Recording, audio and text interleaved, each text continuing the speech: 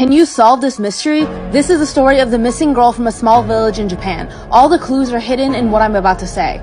Once there was a girl named Madoka-chan who went to the park with her mother for a play date with her friend. While she was playing with her friend, her mom started chatting with the other girl's mom. When she looked back, Madoka was gone. The other girl said she went to play on the slides by herself and she hasn't seen her since. Madoka was reported as a missing person. Her parents and the police searched for months with no progress. 6 months later, her parents decided to try one last thing. They called a psychic. They brought in some of Madoka's belongings, and when the psychic touched them, she went into a trance. She shut her eyes and said, "Your daughter is still alive. Her heart still beats and her lungs still breathe. Her eyes gaze at a luxury home. Her stomach contains only the finest cuisine." Her parents hugged each other, ecstatic. They knew their daughter was still out there somewhere. They asked, "Where is she now?" The psychic hesitated for a moment before her eyes opened and she said, "Madoka-chan is all over the world."